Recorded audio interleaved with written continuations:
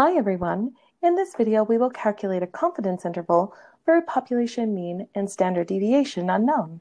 Suppose the times taken by nurses to administer a specific vaccine are normally distributed with an unknown population mean and standard deviation.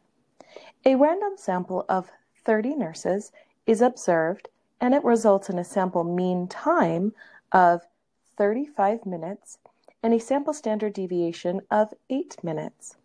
Find a 99% confidence interval estimate for the population mean time using the student's t-distribution and a calculator. Then find the margin of error. We were asked to find two things here. First, the confidence interval. And let's go ahead and set that up as an interval. And we were also asked to find the margin of error.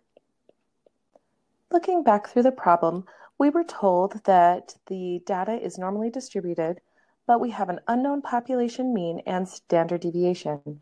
This tells us that we can use the t-distribution. We were also told that we have a random sample of 30 nurses, so n equals 30. We also have a sample mean of 35. Sample mean is represented by x bar, so this is 35. And lastly, we were told this sample standard deviation is 8 minutes, and this is represented by s sub x, which is 8. Now that we have all the information given to us, let's go ahead and use our calculator to calculate the confidence interval. To find the confidence interval, we'll go to Stat, and then arrow over to Tests, and we want to go to the t-interval, or we could just press 8, which is faster. We don't have the original data, but we do have the statistics. So let's enter in our x bar, which we already found is 35. So we'll type in 35. Then the sample standard deviation we were given is 8, so we'll type in 8. And next, we have a sample size of 30. And lastly, we were asked to find the 99% confidence interval. So we'll enter 0.99. And this will calculate our 99% confidence interval. So we can go ahead and write that down as 30.974 to 39.026. So we have our lower bound and our upper bound. The next thing we were asked to do is find the margin of error.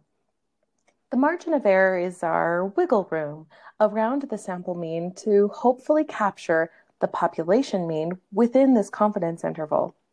The margin of error is equal on both sides, and just like we did with our z-intervals, we can take the upper bound, subtract the lower bound, and divide by 2, and that will give us the margin of error for both sides. So let's go ahead and use our calculator again for that part. So we'll write down our confidence interval, and then we'll have to type that in. So we'll need to go back to the home screen by pressing second, quit, and then we'll open a parenthesis so that we subtract first before we divide. And our upper is 39.026. Then we'll subtract the lower bound, which is 30.974. Close the parenthesis, and then divide by 2 will give us the margin of error.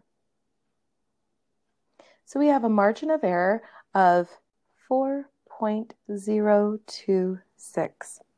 We've now found both items asked of us, the confidence interval and the margin of error, and now we're all done.